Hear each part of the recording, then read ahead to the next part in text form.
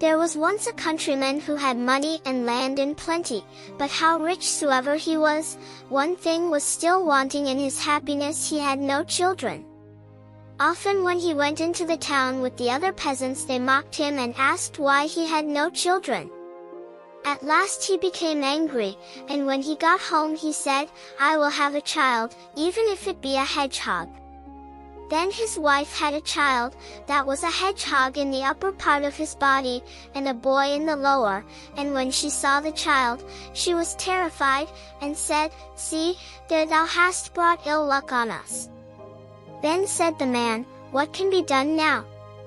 The boy must be christened, but we shall not be able to get a godfather for him." The woman said, "And we cannot call him anything else but Hans the Hedgehog."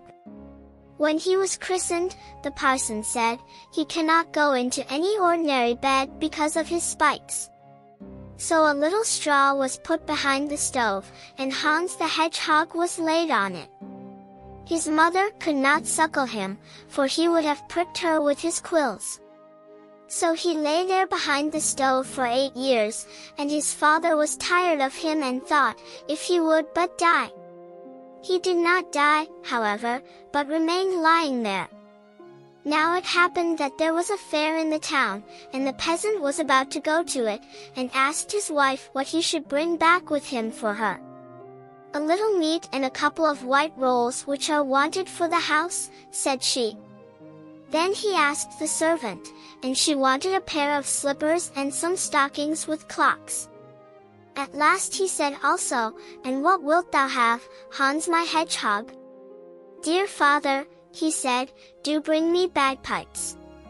When, therefore, the father came home again, he gave his wife what he had bought for her, meat and white rolls, and then he gave the maid the slippers, and the stockings with clocks, and, lastly, he went behind the stove, and gave Hans the Hedgehog the bagpipes.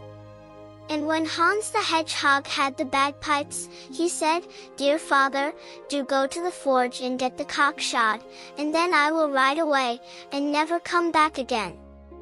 On this, the father was delighted to think that he was going to get rid of him, and had the cock shod for him, and when it was done, Hans the Hedgehog got on it, and rode away, but took swine and asses with him which he intended to keep in the forest.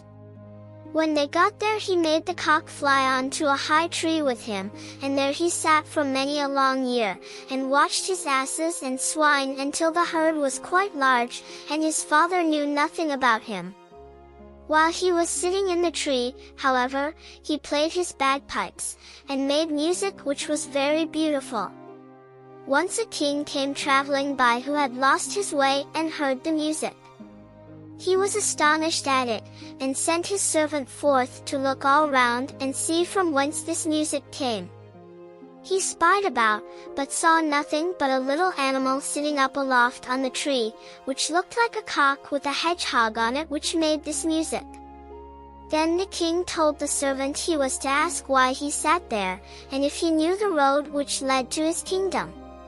So Hans the Hedgehog descended from the tree, and said he would show the way if the king would write a bond and promise him whatever he first met in the royal courtyard as soon as he arrived at home. Then the king thought, "I can easily do that, Hans the Hedgehog understands nothing, and I can write what I like." So the king took pen and ink and wrote something, and when he had done it, Hans the Hedgehog showed him the way, and he got safely home. But his daughter, when she saw him from afar, was so overjoyed that she ran to meet him, and kissed him. Then he remembered Hans the Hedgehog, and told her what had happened, and that he had been forced to promise whatsoever first met him when he got home, to a very strange animal which sat on a cock as if it were a horse, and made beautiful music, but that instead of writing that he should have what he wanted, he had written that he should not have it. Thereupon the princess was glad, and said he had done well, for she never would have gone away with the hedgehog. Hans the Hedgehog, however, looked after his asses and pigs, and was always merry and sat on the tree and played his bagpipes. Now it came to pass that another king came journeying by with his attendants and runners, and he also had lost his way, and did not know how to get home again because the forest was so large.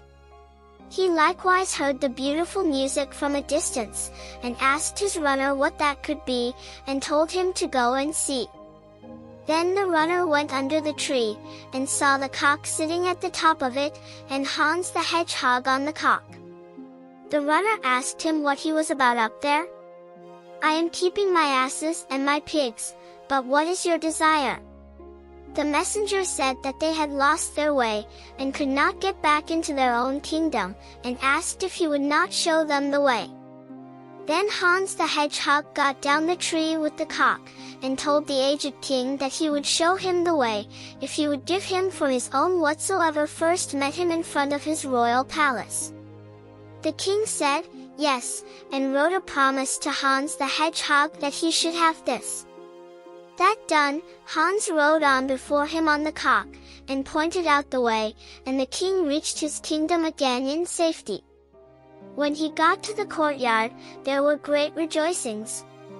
Now he had an only daughter who was very beautiful. She ran to meet him, threw her arms round his neck, and was delighted to have her old father back again. She asked him where in the world he had been so long. So he told her how he had lost his way, and had very nearly not come back at all, but that as he was traveling through a great forest, a creature, half hedgehog, half man, who was sitting astride a cock in a high tree, and making music, had shown him the way and helped him to get out, but that in return he had promised him whatsoever first met him in the royal courtyard, and how that was she herself, which made him unhappy now. But on this she promised that, for love of her father, she would willingly go with this Hans if he came. Hans the Hedgehog, however, took care of his pigs, and the pigs multiplied until they became so many in number that the whole forest was filled with them. Then Hans the Hedgehog resolved not to live in the forest any longer, and sent word to his father to have every sty in the village emptied, for he was coming with such a great herd that all might kill who wished to do so. When his father heard that, he was troubled, for he thought Hans the Hedgehog had died long ago. Hans the Hedgehog, however, seated himself on the cock, and drove the pigs before him into the village, and ordered the slaughter to begin. Ha! But there was a killing and a chopping that might have been heard 2 miles off. After this Hans the Hedgehog said, "Father, let me have the cock shod once more at the forge, and then I will ride away and never come back as long as I live." Then the father had the cock shod once more, and was pleased that Hans the Hedgehog would never return again. Hans the Hedgehog rode away to the first kingdom. There the king had commanded that whosoever came mounted on a cock and had bagpipes with him should be shot at, cut down, or stabbed by everyone, so that he might not enter the palace. When, therefore, Hans the Hedgehog came riding thither, they all pressed forward against him with their pikes, but he spurred the cock and it flew up over the gate in front of the king's window and lighted there, and Hans cried that the king must give him what he had promised, or he would take both his life and his daughter's. Then the king began to speak his daughter fair, and to beg her to go away with Hans in order to save her own life and her father's. So she dressed herself in white, and her father gave her a carriage with 6 horses and magnificent attendants together with gold and possessions. She seated herself in the carriage, and placed Hans the Hedgehog beside her with the cock and the bagpipes, and then they took leave and drove away, and the king thought he should never see her again. He was, however, deceived in his expectation, for when they were at a short distance from the town, Hans the Hedgehog took her pretty clothes off, and pierced her with his hedgehog's skin until she bled all over. "That is the reward of your falseness," said he, "go your way, I will not have you," and on that he chased her home again, and she was disgraced for the rest of her life. Hans the Hedgehog, however, rode on further on the cock, with his bagpipes, to the dominions of the second king to whom he had shown the way. This one, however, had arranged that if anyone resembling Hans the Hedgehog should come, they were to present arms, give him safe conduct, cry long life to him, and lead him to the royal palace. But when the king's daughter saw him, she was terrified, for he looked quite too strange. She remembered, however, that she could not change her mind, for she had given her promise to her father. So Hans the Hedgehog was welcomed by her, and married to her, and had to go with her to the royal table, and she seated herself by his side, and they ate and drank.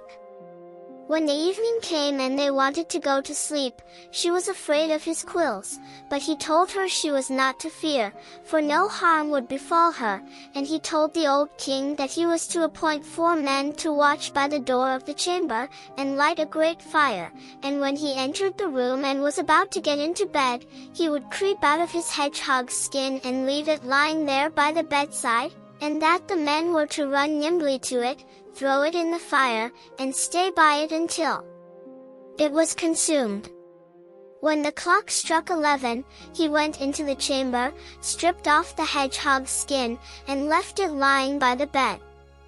Then came the men and fetched it swiftly, and threw it in the fire, and when the fire had consumed it, he was delivered, and lay there in bed in human form, but he was coal-black as if he had been burnt.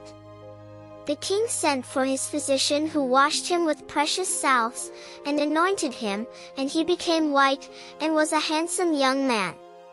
When the king's daughter saw that, she was glad, and the next morning they arose joyfully, ate and drank, and then the marriage was properly solemnized, and Hans the Hedgehog received the kingdom from the aged king. When several years had passed, he went with his wife to his father, and said that he was his son. The father, however, declared he had no son, he had never had but one, and he had been born like a hedgehog with spikes, and had gone forth into the world. Then Hans made himself known, and the old father rejoiced and went with him to his kingdom.